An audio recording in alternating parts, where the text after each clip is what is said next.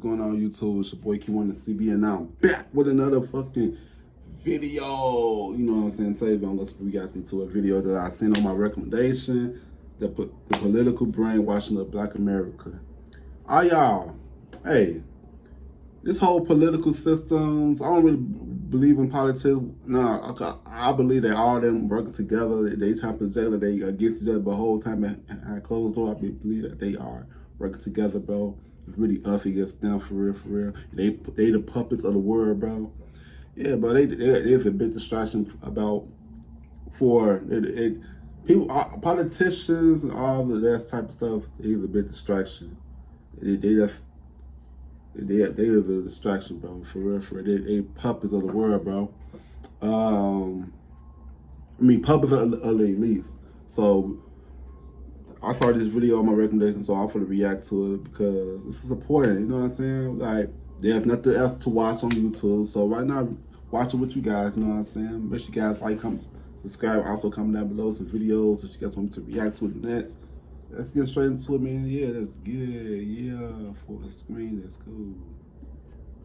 They tell you that one political party hates Black people and the other one saves them.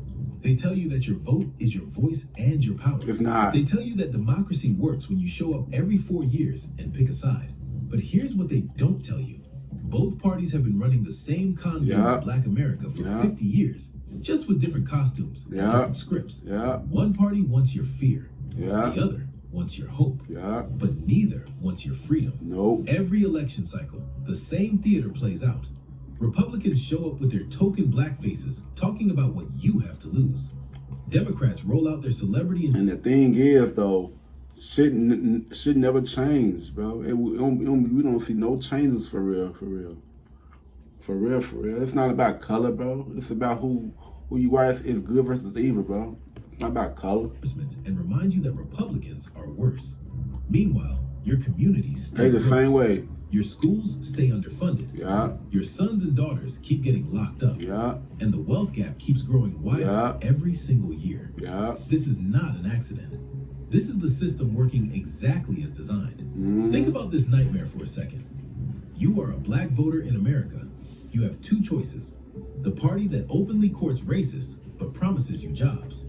Or the party that kneels with you for photo ops but never passes the laws you need. Nope. The party that wants to cut your benefits but brags about your unemployment numbers.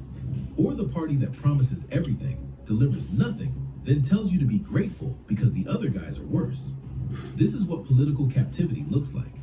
And today, we're breaking it down piece by piece. But first, let me paint you a picture of how this con actually works. Picture Donald Trump in 2016. Standing in front of mostly white crowds, asking Black voters what they had to lose. Picture him citing statistics about Black unemployment while his Justice Department rolled back fair housing protections. Picture him appointing judges who would gut voting rights while tweeting about his good relationship with the Blacks. That's one side of the con. Promise economic opportunity while stripping civil. You know what's so crazy though? Like, the Black communities, we lost a lot, bro. We lost a lot. It's like if we barely have anything that's in the Black communities, bro. It's like they take everything out at the Black community so we can kill each other and do things to each other because they know that if we don't have nothing, we get angry and then we start doing stuff to each other, bro. So they really trying to kill off Black America. Like, I be going to white America and they have everything in the white neighborhoods in America, bro. Versus a Black neighborhood, like we don't really. It's like we don't have nothing in the Black communities for real. It's like hand-me-down stuff, and then if you look in white neighborhoods, they stuff be looking all clean, fresh, nice, and everything, bro. But you go to a Black neighborhood, stuff is looking all nasty, broken down and shit. You know what I'm saying? Like, we don't have nothing. Cause I remember as a kid, we had everything in Black neighborhoods, bro. And that's when everything closed down in Black neighborhoods, but they still have them accessible in white neighborhoods. And that's why I don't get, bro. I don't get. They want us to go against each other, bro, because that's part of their plan. You know? So, yeah, man. Man, for real, for real. They want to create race wars. They do, because it's part of their plan. People don't see it that way. Now picture Joe Biden in 2020. kneeling in a church wearing kente cloth while police budgets stayed the same in every major city. Picture Kamala Harris talking about her record as a prosecutor like it was a good thing. Picture Democrats controlling the House, Senate, and presidency and still not passing anti-lynching legislation that had been stalled for over a century. That's the other side of the con. Perform solidarity while maintaining the status quo. Both sides need black voters to stay emotionally invested but politically powerless. And here's the genius of it. They've convinced you that switching sides is the solution. It's not. Trump supporters think leaving the Democratic plantation will set them free. Biden supporters think stopping Trump will save democracy. Both groups are playing checkers while the system plays chess. Let's start with the Republican con, because it's the newer and shinier version. The Republican Party spent 50 years perfecting the Southern strategy. They built their modern power by appealing to white racial resentment after civil rights laws passed. But by 2016, that strategy hit a wall. White voters alone weren't enough anymore. So they tried something different. It's not about color. Instead of just writing off black voters, they started targeting specific segments with surgical precision. Enter Donald Trump. That's what I always say. It's a spiritual war, it's a class war. It's not a color war, bro. It's either rich versus the poor and good versus evil. That's what all it is when it comes down to this everything, bro. We're politicians, the one who's running the world, bro. It's good versus evil, bro. It is, bro. Rich versus the poor. It's class war and spiritual war. That's all it is. And the politics of transactional blackness. Trump didn't try to convince all black voters he wasn't racist. He just needed to convince enough of them that racism didn't matter if the economy was good. He found black commentators who were willing to make that argument for him. Candace Owens, Diamond and Silk, Larry Elder. They weren't there to convert the masses. They were there to give cover to the strategy and collect checks along the way. Everybody to know, yes. The thing is, when you come out some money, people would do anything for some money, bro. They would do anything for some money. They would do anything for some money, bro, to make somebody look good. But, man, that's crazy, though, bro. That's crazy that the love of money is the root of all evil, bro. That we stand behind Donald J. Trump. Yes, we do, baby. Yes. Yes. We support Donald J. Trump. Yes. And the strategy had some clever elements. Trump could point to the First Step Act and claim he did more for criminal justice reform than Obama. Never mind that it was a bipartisan bill that barely scratched the surface. He could brag about black unemployment rates while ignoring that the trend started under Obama and that his tax cuts mostly benefited wealthy white families. He could talk about school choice while cutting education funding. The message was simple. Democrats talk, Republicans deliver. But here's what Trump's black supporters never wanted to admit. Those unemployment numbers didn't come from anything Trump actually did. No. Black unemployment had been dropping steadily since 2011. Trump just rode the wave and took credit when it was convenient. They taking away When jobs. COVID hit They and shutting black down unemployment jobs. shot back up. Those same supporters went quiet about the statistics because it was never about policy. It's not. It was about performance. Yeah. And performance was all Trump ever offered. He performed like a businessman who got results. He performed like an outsider who would shake up the system. He performed like someone who respected black people, who respected themselves. But behind the performance, his administration was rolling back fair housing rules, appointing judges who would gut voting rights, and defending police departments that his Justice Department refused to investigate. The Central Park 5 case tells you everything you need to know about Trump's actual relationship with black people. In 1989, he took out full-page newspaper ads calling for the death penalty for 5 black and Latino teenagers. When DNA evidence exonerated them in 2002, he refused to apologize. When he ran for president, he still refused to apologize. But somehow, black conservatives convinced themselves this man was their ally because he bragged about unemployment statistics. Hand off your taxes to an expert in your neighborhood. Now, your TurboTax expert can file for you. This is political Stockholm Syndrome. When you've been abandoned by one captor for so long that you start to identify with the other captor. When you confuse attention with respect and transactions with relationships. When you convince yourself that someone who openly despises people who look like you might make an exception for you if you're useful enough. Stories like this matter. That's why I say. That's why I say. You be your own people. That's all I would say. It's not all about color, bro. It's all about who you is, your heart, if you're a good person or a bad person, bro. Bad people run with good people. I mean, bad people run with bad people. Good people run with good people, bro. That's why I say they trying to use this race war to distract us. You know what I'm saying? For real, for real. I always been saying stuff like this. That's the video. Ending how people get captured. Speaking of stories, if you want more hidden truths like this one, subscribe to Black Stories Untold. Now, back to how the other side of this con works. Because here's the thing about the Democratic con. It's older, smoother, and much more sophisticated. Republicans have to work hard to get black votes because everyone knows they don't really want them. Democrats get black votes by default because everyone assumes they do want them. They don't. But wanting votes and wanting voters to have power are two very different things. The Democratic Party has been perfecting this con since the 1970s. That's why I don't really vote no more. I don't vote no more. Without actually delivering civil rights. I don't vote They no more. learned to speak the language of black liberation Bullshit. while maintaining systems of black oppression. They mastered the art of being just good enough to keep your loyalty, but never good enough to earn your freedom. Look at Joe Biden's record. This man spent decades in the Senate building the carceral state that destroyed black families. That's the real Joe Biden. That's the real Joe Biden. That's the real Joe Biden. Cause Joe Biden don't let shit like this, bro. They clone this man. The real Joe Biden is deceased. You know what I'm saying? They clone that man, bro. Okay, he don't look nothing like how he is look now, bro. Oh man, he looks. Oh man. He didn't just vote for the 1994 crime bill. He bragged about writing the parts that put more black men in prison. He worked with segregationists.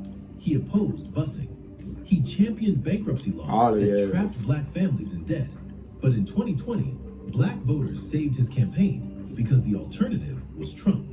That's the Democratic formula. Be bad, but not as bad as Republicans. Make promises you never keep, but make them sound better than Republican threats. Acknowledge systemic racism while maintaining the systems that create it. Perform solidarity while practicing subtraction. Think about every major Democratic promise to black voters over the past 30 years. Federal anti-lynching legislation, police accountability, voting rights restoration, reparations studies, criminal justice reform, housing equity, student debt relief, healthcare as a right. How many of these promises became reality? No. How many got watered down, stalled out, or abandoned the moment they became inconvenient? Even when Democrats control everything, they find reasons why they can't deliver. The filibuster, moderate Democrats, budget constraints, political reality. There's always an excuse why this isn't the right time, why we need to be practical, why black voters need to wait a little longer and be a little more patient. But watch what happens when that's why we don't need to rely on these fuckers, bro. They need us more than we need them. That's a fact. That's real. Corporate donors want something. The money flows. The votes they don't care about the money. That's all they care for is the money. In 2008, they bailed out Wall Street in months.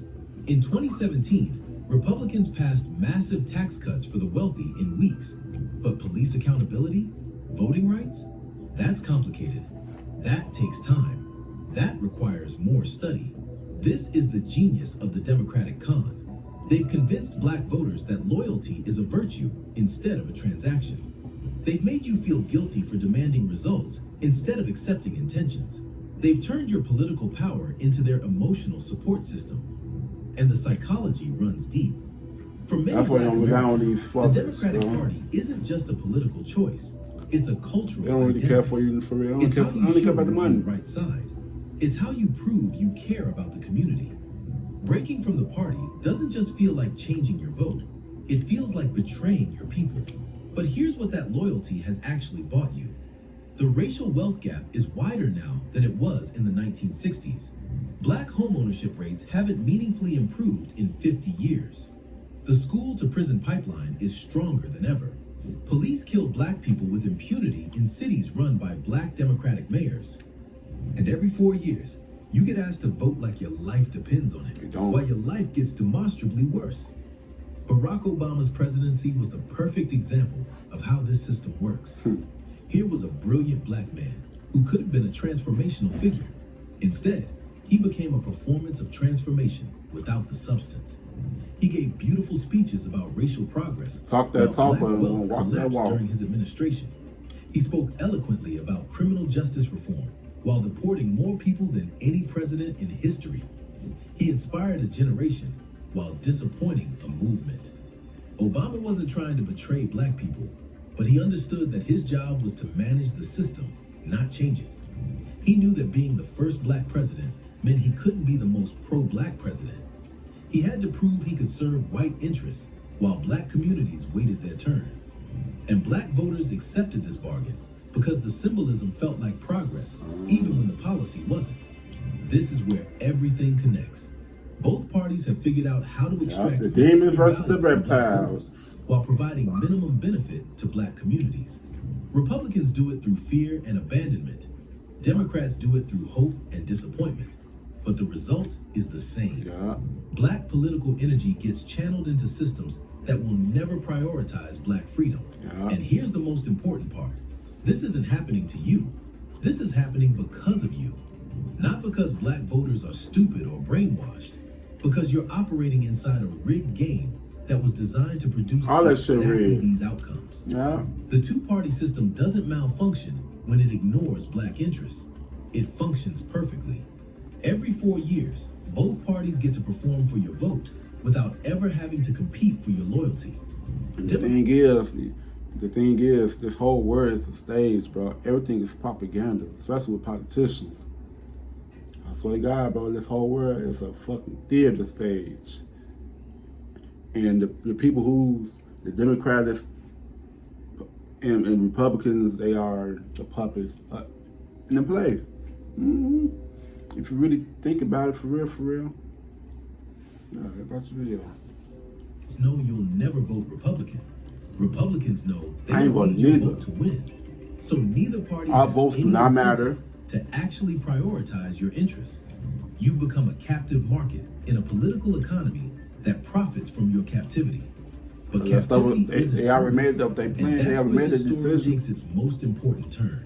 Because throughout American history, black political power has never come from loyalty to political parties. It has come from independence from political parties. The most significant advances in black freedom happened when black communities organized outside the system, not inside it. The Underground Railroad didn't wait for abolitionists to win elections. The Montgomery bus boycott didn't depend on Democratic support. The sit-ins and freedom rides forced parties to respond. They didn't ask parties for permission. Black power movements built independent institutions instead of begging for inclusion in white institutions. Every time black communities have made real progress, it's been because they stopped waiting for salvation from politicians and started building power for themselves. That's all. Like, that's why I just said. I said we really don't need them people. We really don't need them, bro. They need us. I've been saying this shit for fucking years. I said, bro, black people, we come together for the wrong things. We fight for the wrong things sometimes. But instead fight for the right things. You know what I'm saying? Like, if we fight for the right things, bro, we'll change this world, bro. And we are so fucking powerful. We move shit. You know what I'm saying? Once we all come together, bro, as black people, bro. Black and brown people, bro. You know what I'm saying? We the majority. They're the minorities. That's what that. And they try to flip it out on us like we the minorities. No, the fuck we not. We are the majority, bro. It's more us than them. You know what I'm saying? Watch the video. Economic cooperation, community defense. Man, we come together as a community, boy. We'll run shit. Local control. These strategies control worked shit because they didn't depend on the goodwill of people who had no incentive to provide it. And here's what's beautiful about this approach. It doesn't require you to stop voting. It requires you to stop worshiping. Vote if you want to, Vote strategically. Vote for harm reduction. But don't vote for salvation. Don't vote for identity. Don't vote like democracy depends on it. Because the democracy they're selling you was never designed to include you anyway. Instead, invest where black political power has... And, you know, the system was made to go against us, to fail us, bro. We don't need to depend on the system. We don't. The system was made to go against us. For real, if you really think about it, bro. Let's watch this video. Always lived in each other. And a lot of people control, in economic puppets, independence, bro. Brainwashed, in community bro. institutions I see right that through it. serve black interests, whether politicians support them or not, in movements that make demands instead of requests, in organizations that build power instead of performing it. The most dangerous thing black America can do isn't switching from Democrats to Republicans or Republicans to Democrats. The most dangerous thing is switching from dependence to independence, from loyalty to strategy, from hope to power, from voting as identity to voting as transaction. Because when black communities stop needing politicians, politicians start needing black communities. When you have your own institutions, your own economy, your own media, your own schools, then parties have to compete for your support instead of taking it for granted. That's when your vote becomes valuable instead of just assumed. This is Black Stories Untold. And as always, thanks for watching. If you want more stories like this, click the video on your screen. Man, he ain't lying what he said, bro. He ain't lying, bro. I'm trying to tell you, I said they need us more than we need them, because without us, they can control the shit. That's on everything. That goes for race war. That goes for race, class, and spiritual. But I'm trying to tell you, boy, you could apply it with anything, bro. Like, man, what he said at the end, like, he ain't lying, bro. Like, man. But yeah, that's all I got for today. Yeah, man. So comment down below some videos or what you think about this video down in the comment section below. You know what I'm saying? Yeah, I'll see you guys in the next video. I love y'all, man. Peace out.